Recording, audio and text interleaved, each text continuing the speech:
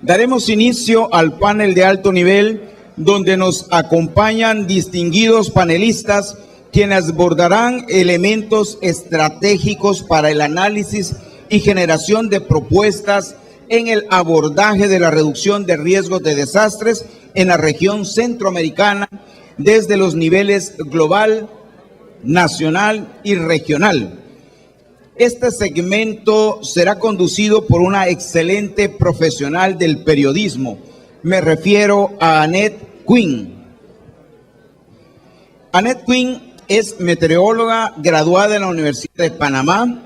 Trabajó con la Autoridad de Aeronáutica Civil durante 14 años como observadora meteorológica y pronosticadora. En 1994 se integró al Escuadrón 24 de Meteorología de la Fuerza Aérea de los Estados Unidos en la base aérea de Howard en Panamá. Ahí, en 1996, recibió el máximo galardón a nivel de todas las bases americanas del mundo como civil del año en 1996.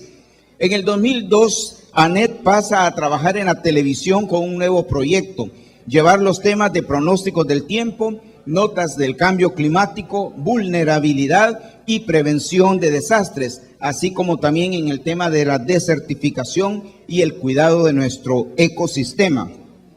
Ella es voluntaria del organismo CASAR de Cruz Roja Panameña, con el cual ostenta el cargo de secretaria a nivel nacional. Es voluntaria de la Fundación Colitas, que trabaja con la zooterapia con perros y con niños con parálisis cerebral, síndrome de Down, espina bífida, entre otros.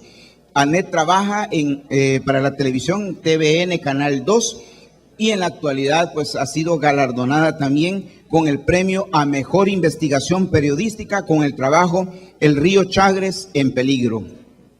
Annette cree en la protección del ambiente, de los animales y en el respeto a la vida, por pequeña que sea este esfuerzo. Invito por favor y que recibamos a Annette Quinn, quien va a ser la moderadora de este segmento número 3.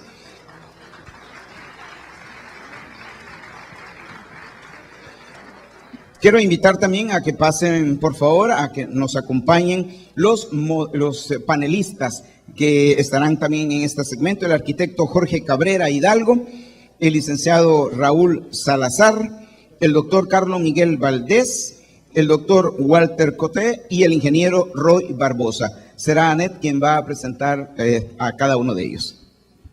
Muchas gracias. Gracias por su presentación, señor. Gracias a todos ustedes. Mientras se ubican nuestros panelistas, que nos traen información muy importante, ustedes pueden ir elaborando sus preguntas a medida que ellos vayan disertando cada una de las respuestas, porque vamos a hacerle algunas preguntas que ellos también van a tener 4 minutos en la primera parte y unos 5 minutos aproximadamente en la segunda parte para contestar. Pueden tomar asiento, caballeros. Y aquí los lentes juegan un papel importante. Nunca me gusta ponérmelo, pero ni modo, me verán con lentes. Quiero darles la bienvenida a ustedes, amigos, los que están aquí presentes, a este cuarto foro consultivo regional de política de Centroamérica de gestión integral de riesgos de desastres, donde tenemos un panel muy selecto. Algunos repiten nuevamente, pero con conocimientos muy importantes para que ustedes puedan tomar decisiones, puedan hacer sus preguntas, puedan crear su juicio propio y podernos ayudarnos y ayudarlos a ellos a poder llevar y gestar algo fuerte para poder prevenir los desastres. El objetivo de este panel es proveer a los participantes del cuarto foro consultivo elementos estratégicos para el análisis y generación de propuestas en el abordaje de la reducción del riesgo de desastres en la región centroamericana desde los niveles global, regional y nacional. Quiero presentarles este panel de alto nivel, empezando por el señor Jorge Arturo Cabrera Hidalgo. El señor Cabrera Hidalgo viene en representación del secretario general del Sistema de Integración Centroamericana.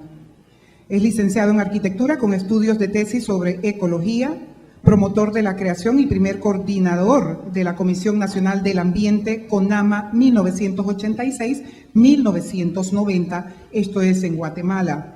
Promotor de la creación y el primer secretario ejecutivo de la Comisión Centroamericana de Ambiente y Desarrollo, desde 1990 a 1998. También es promotor de la creación de otros mecanismos como Comisión Interparlamentaria Centroamericana de Ambiente y Desarrollo, Alianza Centroamericana para el Desarrollo Sostenible, Ley de Cambio Climático en Guatemala, firma y ratificación de los Acuerdos de París y Sistema Guatemalteco de Ciencia de Cambio Climático. Bienvenido, señor Jorge Arturo Cabrera Hidalgo. Si desea darle algún saludo al público, puede hacerlo. Buenas tardes, nada más. Ok. Seguidamente tenemos al señor Raúl Salazar, jefe de la Oficina de las Naciones Unidas para la Reducción del Riesgo de Desastres, Secretaría para las Américas, con sede en Panamá.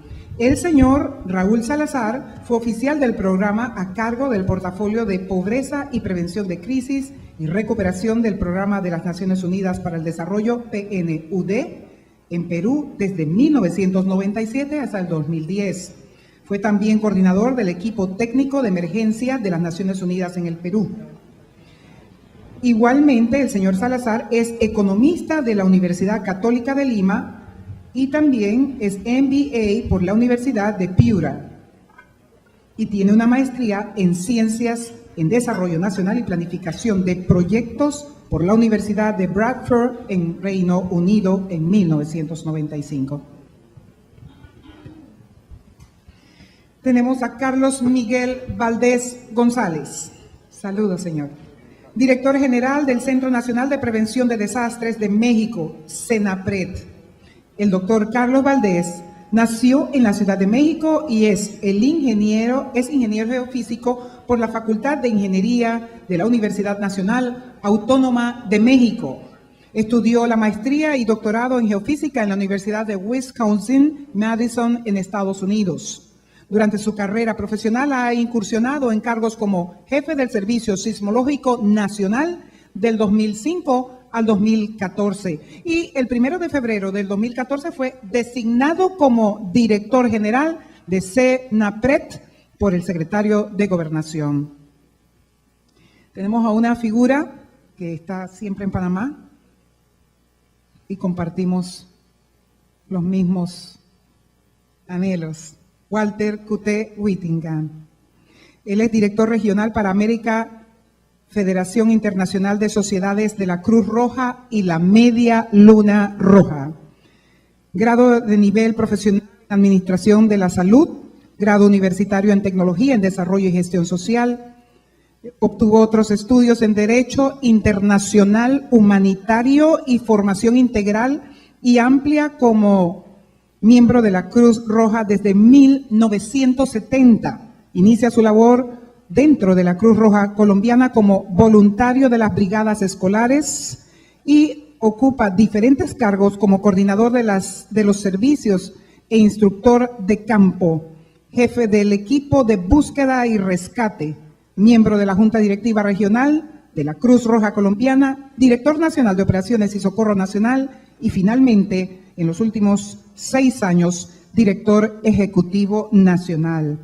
Tenemos también aquí, integrando este panel, al señor Roy Barbosa Sequeira, secretario ejecutivo del Centro de Coordinación para la Prevención de los Desastres Naturales en América Central, CEPREDENAC, desde 2014. El señor Sequeira, egresado de la Universidad del Estado de Ghent en el Reino de Bélgica, también de la Universidad Libre de Bruselas.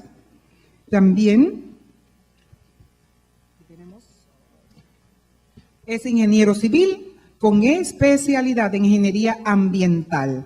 En los últimos cargos desempeñados en la administración pública, lo ha hecho como viceministro de Vivienda y Asentamientos Humanos en el Ministerio de Vivienda y Asentamientos Humanos de la República de Costa Rica del 2010 al 2013. en el Sistema de Integración Centroamericana como secretario ejecutivo del Comité Regional de Recursos Hidráulicos CRRH hasta el 2010. Actualmente desempeña el cargo de secretario ejecutivo del Centro de Coordinación para la Prevención de Desastres Naturales en América Central, CEPREDENAC, desde el 1 de enero del 2014. Vamos a iniciar una serie de preguntas y estas preguntas van a tener un tiempo de 4 minutos para cada uno de ustedes, señores, para que ustedes contesten. El tiempo es muy limitado, así es que le vamos a pedir se concreten y traten también pues de tomar el tiempo que se les está ofreciendo, que sé que es poquito para la gran cantidad de elementos que ustedes tienen para presentar el día de hoy y por supuesto ustedes sacar sus propias conclusiones y poder elaborar sus preguntas. Repetimos nuevamente, van a tener oportunidad de generar algunas preguntas para los señores panelistas. Tenemos, este va a ser, en la primera ronda de preguntas, estas es para todos los panelistas. La pregunta siguiente es: Centroamérica es una de las regiones con mayor vulnerabilidad ante desastres a nivel mundial. Se cuenta con marcos globales como el marco de Sendai para la reducción de riesgo de desastres y regionales como lo es la Política Centroamericana de Gestión Integral de Riesgo de Desastres. Ahora armoniza con dicho marco global. La pregunta es: ¿qué acciones significativas podemos desarrollar desde lo regional, nacional y local para implementar estos instrumentos y contribuir a la reducción de la vulnerabilidad ante desastres en la región centroamericana? Podemos empezar con usted. Muchas gracias. Bueno, yo creo que después de la cátedra que nos dieron los encargados nacionales de este tema y ante la necesidad de fortalecer las actividades de prevención, yo creo que un elemento fundamental es cómo traducir estas declaraciones políticas en acciones políticas al interno de nuestros países y fundamentalmente desde un enfoque territorial y como bien lo planteó Nicaragua, que creo que la riqueza de experiencias, pero ese enfoque de que parte de la persona, de ahí la familia y de ahí la comunidad, yo creo que eso es clave, ¿verdad? Porque hay que darle vuelta a los temas. También hablaron de la descentralización, que creo que es un tema clave. En lugar de crear nuevas instancias inmensas, hay que crear pequeñas instancias en todo el territorio de acuerdo a la cultura y a las amenazas presentes en esos territorios.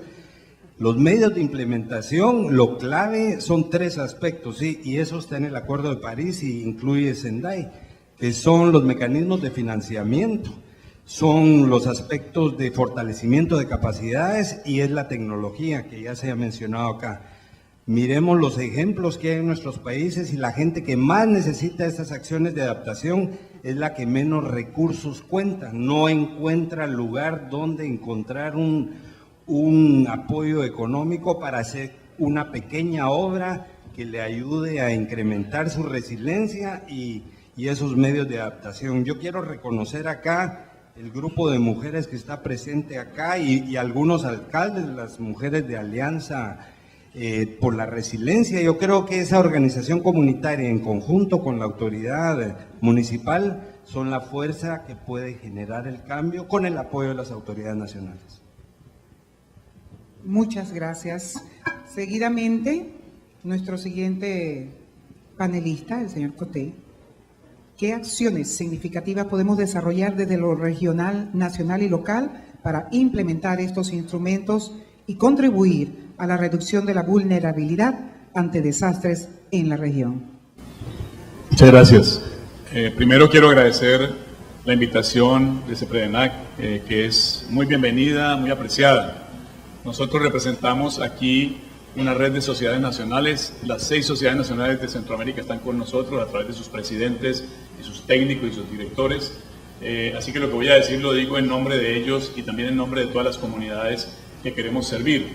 Lo primero es que nosotros estamos enfocados en el deber humanitario y lo que me gustaría decir es que hay 3 conceptos que deberíamos desarrollar en la región y que ya estamos desarrollando. Yo creo que la pregunta es, ¿qué estamos haciendo y cómo lo podemos repotenciar? Lo primero que creo que es importante es que esos conceptos que quiero compartir muy rápidamente es el hub humanitario, es una oportunidad de integrar una conectividad mayor entre nosotros, aprovechando esta sinergia que ocurre en Panamá, y crear un sistema regional que ya existe, o mejor dicho, aprovechar el sistema de CEPREDENAC, aprovechar el SICA para integrarnos mejor. Entonces, el otro concepto que después del hub viene en mi cabeza es que queremos alinearnos, asociarnos, integrarnos, y por eso hoy vamos a firmar un acuerdo especial de cooperación con CEPREDENAC después del almuerzo, así que para nosotros son hechos que venimos trabajando juntos y que lo que queremos es repotenciar y recargar toda esta actividad. Y tal vez el tercer elemento es una serie de cosas que creo que también deberíamos hacer juntos. Son 5 cosas que me parece que son parte como del pensamiento de desarrollo y de transformación de la agenda humanitaria en la región. El primero tal vez tiene que ver con pensar juntos o repensar juntos. Y ese pensamiento junto implica 2 cosas muy importantes. Es, por un lado, actualizar las leyes y los marcos regulatorios, y por otro lado, actualizar la forma de inversión que se deriva de esas leyes y marcos regulatorios. Pensar juntos para hacer eso y para lograr que pase. La segunda cosa es aprender juntos. Hay comunidades, hay aprendizaje social, hay aprendizaje científico, hay aprendizaje técnico, entonces creo que también hemos hecho un gran esfuerzo en esta región centroamericana de aprender y de entender y de modernizar muchos de los conceptos, y aquí hay una gran capacidad y volumen de cosas que están ocurriendo en la región que tenemos que aprovecharnos más. Nosotros como federación ofrecemos el camino del e-learning, el camino de la práctica, el camino de la integración de los estudiantes universitarios, de la gente de las comunidades practicando con nosotros, haciendo que su vida sea mejor. Entonces aprender haciendo, aprender construyendo comunidades resilientes. El tercer elemento es coordinar. Yo creo que lo mencionaban todos nuestros directores regionales, los miembros de la Junta Directiva de CEPREDENAC y también el secretario ejecutivo. La coordinación es clave. Nosotros tenemos que ser más fuertes en coordinar y la federación busca eso. Tenemos un sistema de coordinación fuerte aquí en Panamá y queremos hacerlo mucho más fuerte para que se integren tanto las sociedades nacionales de los 6 países concernidos, más República Dominicana, más además el soporte que tenemos de sociedades nacionales como la Cruz Roja Americana, la Cruz Roja Canadiense, la Cruz Roja Italiana, francesa, española. Tenemos un respaldo grande que lo podemos integrar a esto. Así que nosotros queremos coordinar más para hacer más potente la acción humanitaria. Y por último, tenemos una cosa que es poderosa aquí en Panamá. Nosotros tenemos un centro logístico regional y queremos que el centro logístico se alíe muy fuertemente. Nosotros estamos alineados perfectamente con lo que esta mañana decía la ministra y con lo que decía el director de gestión de riesgo de Panamá. Nosotros somos parte de ese hub humanitario y centro logístico porque creemos en eso, porque sabemos que va a reducir costos, que va a aumentar la disponibilidad y que va a hacer que mucha más gente reciba más rápidamente la ayuda. Lo último es manejar bien la información, manejar bien la evidencia. Creo que tenemos que trabajar en la región para que la evidencia, la información sea segura, sea cierta y que basados en esa buena información tomemos decisiones adecuadas. Esas 5 cosas las pondría sobre la mesa para empezar este diálogo. Muchísimas gracias. Nuestro siguiente panelista. Nada más para recordar, acciones significativas, cómo podemos desarrollarlas en lo regional, nacional y local. Muchísimas gracias. No lo comprendemos. Y en eso lo que tenemos que hacer es algo muy sencillo, y yo apelo siempre a eso, y discúlpenme que sea tan reiterativo en eso. Es educación. Eso se llama educación. Mientras no nos eduquemos, no vamos a poder cambiar nuestra forma de pensar. No vamos a poder hacer las cosas diferentes. Vamos a seguir haciendo más de lo mismo. Y cuando hacemos más de lo mismo, ¿cuál es el resultado? Lo mismo. La segunda meta que tiene Sendai es fortalecer la gobernanza. Vean qué punto más complicado. Y en eso he aprendido muchísimo de don Jorge Meléndez, un político de primerísima línea, del doctor González. 1, 2, 3, 4, 5, 6, 7, 8, 11, 12. ¿Y cuántos sabemos? ¿Cuántos somos aquí? Perdón, no se dice sabemos. Hasta yo soy mal educado, porque no se dice sabemos. ¿Cuántos somos? Ese es el tema, Tenemos que hacer un gran esfuerzo. Mire, yo hace un ratito, hace unas cuantas semanas o meses, con don Jorge en El Salvador, daba solamente un elemento que me parece relevante, es un indicador, pero me parece sumamente relevante porque todo indicador debe tener un número. Un indicador sin número no es indicador. ¿De acuerdo? Tenemos que ponerle número a todo. Yo en una presentación que me invitó don Jorge, decía que si sabemos nosotros cuántos libros lee un latino, cuánto en promedio en su vida, ¿cuántos libros un latino lee en su vida? ¿Cuántos libros? ¿Cuántos libros lee un norteamericano? ¿Cuántos libros lee un europeo? ¿Cuántos libros lee un japonés? ¿Cuántos libros lee un europeo? ¿Alguien tiene idea de cuántos libros en promedio lee un latino? Levante la mano. ¿Cuántos libros lee un latino? ¿Cuántos? 5, dice la señora Jerez. ¿Cuántos libros creen que lee un norteamericano? Por algo los genios y los Facebooks, salen los Zucker y salen todas estas cosas, pero no es casualidad. Es que no es casualidad. Por algo las mejores universidades, ¿dónde están? Bueno, en promedio un norteamericano lee 1500 libros en su vida. Un latino, 147. Y eso está analizado. Entonces esa educación no es cultura. Don Jorge Cabrera en su disertación en la inauguración hablaba de la cultura. La cultura tenemos que mantenerla. Los garífunas, aquí presentes, gracias por estar con nosotros. Eso es cultura, eso es riqueza. Educación es otra cosa. Y no estoy hablando de educación formal. Aquí tenemos al doctor Fuentes Soria de las universidades. Trabajo tremendo tenemos que hacer. Trabajo tremendo. Y eso la Fundación Bill Gates. El tiempo. Muy bien. La Fundación Bill Gates nos puede ayudar muchísimo. Aquí presente también don Carlos Mejía. Muchas gracias por estar con nosotros. Y termino muy rápidamente. Ok. La tercera meta, invertir en reducción del riesgo. Invertir, no gastar. El problema es que confundimos la palabra gastar con invertir. Tenemos que invertir. Invertir significa lograr tener resultados. Gastar, simplemente se gastó y no nos queda nada. Y eso la cooperación nos lo pide a gritos. Inviertan, no gasten.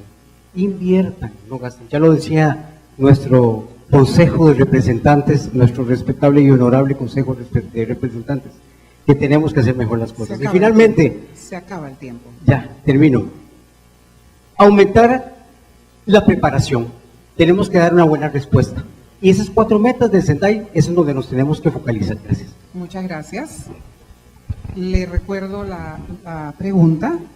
Acciones significativas que podemos desarrollar desde lo regional, nacional y local, y cómo contribuir a la reducción y la vulnerabilidad. Pueden ir elaborando ustedes también sus preguntas y nos las van a hacer llegar acá para entonces hacérselas al panel.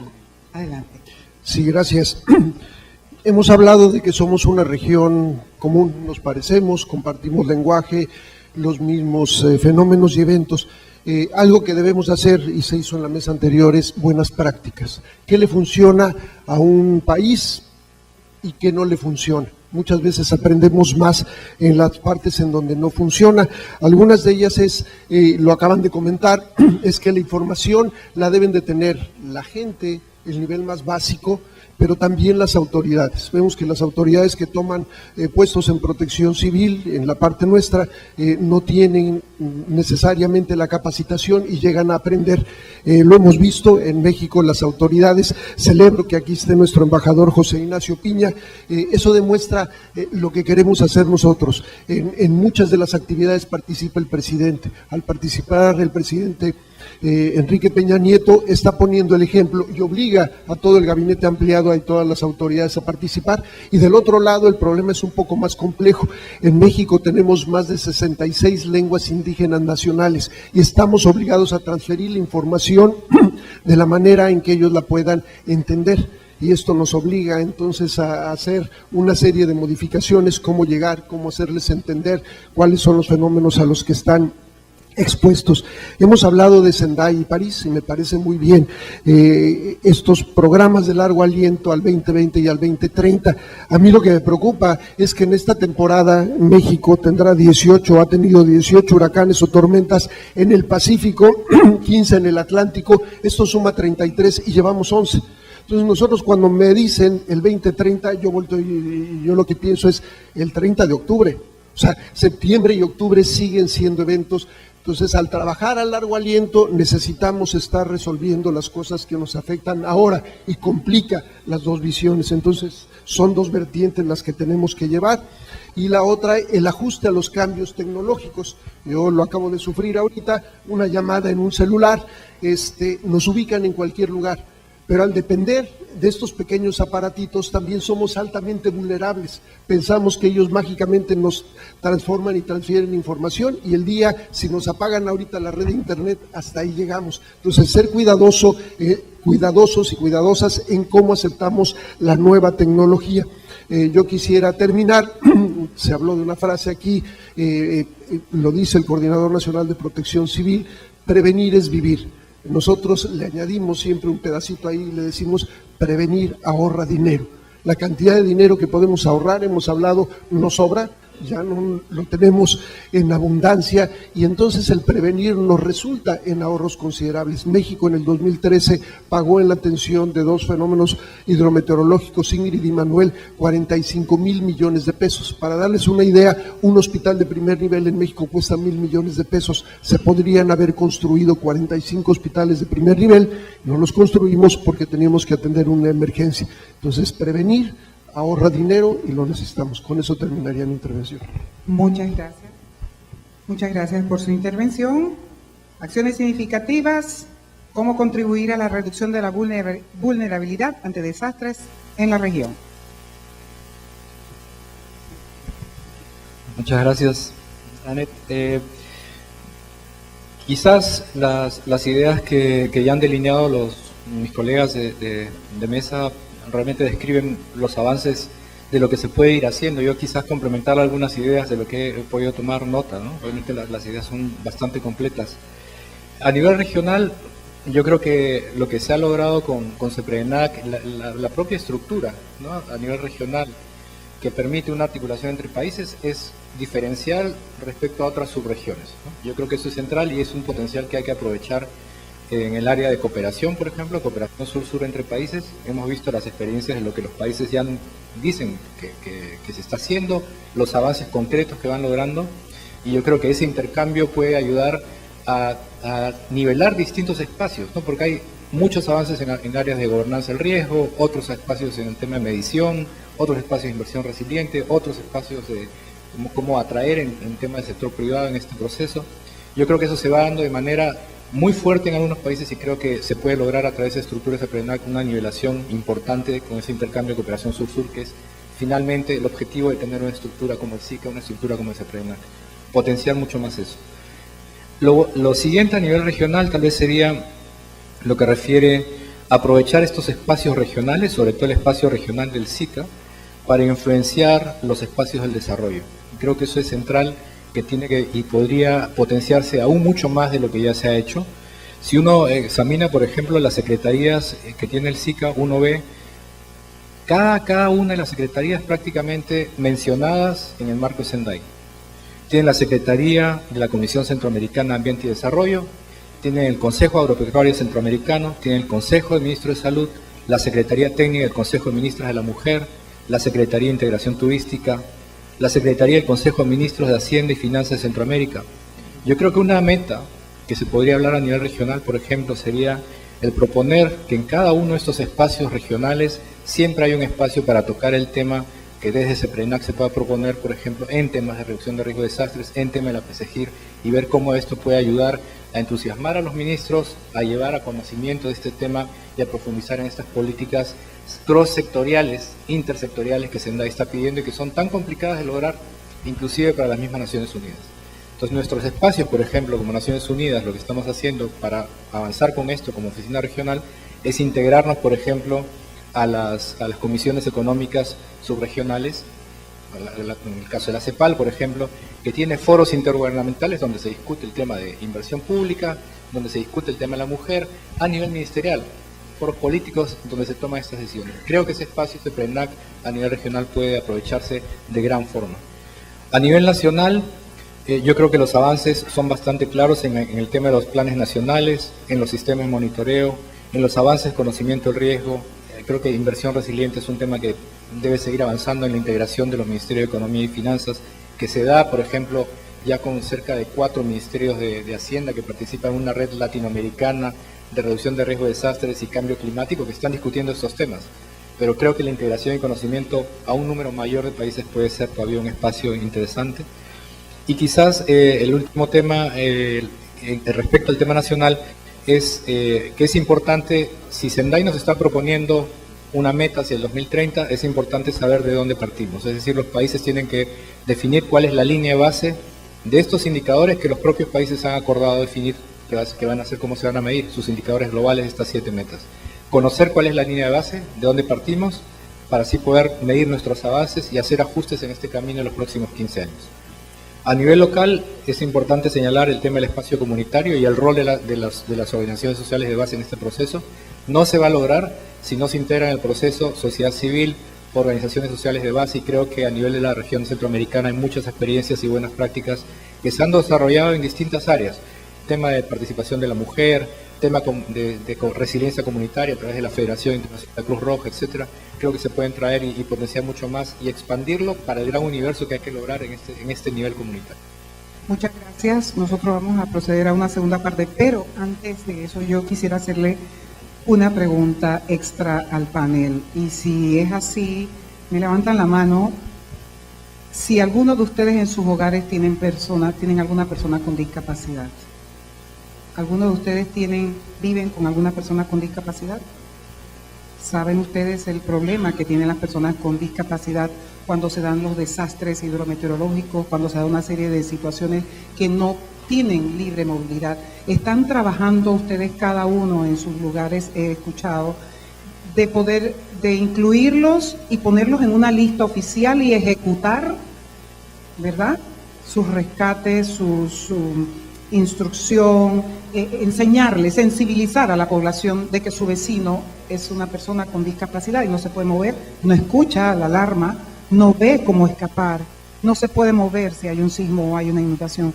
¿Cómo trabajan cada uno de ustedes? Pero tienen 1 minuto nada más para decirme algo, porque yo no vivo con ninguna, pero yo vivo y siento lo que esa es la preocupación. ¿Cómo están haciendo ustedes para proteger a esas personas? Bueno, yo realmente no tengo ninguna experiencia directa en ese tema, pero estimo que es un aspecto de solidaridad humana, es un aspecto humanitario, y creo que si aún no tenemos la suficiente sensibilidad para la población en general, nos falta mucho todavía por madurar para llegar a entender y accionar para las personas con discapacidad. Usted sabe que hay personas con discapacidad que lo están pidiendo a gritos y me toca a mí traerlo a la mesa para que ustedes lo pongan en sus agendas y que se trate ese punto como algo importante, porque yo vivo en un barrio que se inunda también. No me ha tocado, gracias a Dios, porque vivo en un lugar alto, pero yo sé dónde viven mis vecinos con discapacidad, ¿verdad?, que no se pueden mover. Y lo primero si yo estoy aquí viendo si va a llover o no, si está lloviendo, yo le digo, busquen a la señora tal. Entonces, ¿cómo estamos trabajando desde cada óptica de ustedes? Cortito. Bueno, yo no tengo a nadie.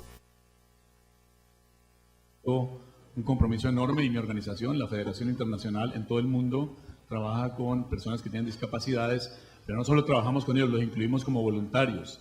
Tenemos grandes proyectos con invidentes, con personas que no oyen, con personas que tienen dificultades de movilidad. Para nosotros es un mandato especial y principal, y en América tenemos tremendas prácticas de estas cosas. Tenemos una práctica muy hermosa en Venezuela, que recuerdo ahora, una práctica muy linda en Colombia. Aquí en Panamá tenemos prácticas con personas que tienen discapacidad. Tenemos en todas partes del mundo prácticas que podemos compartir y que podemos desarrollar. En México tenemos prácticas muy especiales con discapacitados. Los países de América creo que tenemos ejemplos especiales y estamos muy comprometidos con hacer un ambiente amigable para esta persona, un ambiente de inclusión. Hay operadores de nuestros sistemas de telecomunicaciones, hay gente que trabaja en servicios de la Federación y de la Cruz Roja que tienen discapacidades, y para nosotros hemos encontrado que sus discapacidades generan múltiples capacidades que son increíbles, o sea que se vuelven personas increíbles. Yo creo que eso es importante reconocerlo, que la discapacidad no es incapacidad, es por el contrario una limitante que genera otras capacidades. Entonces creo que eso sería de mi parte. Un minuto.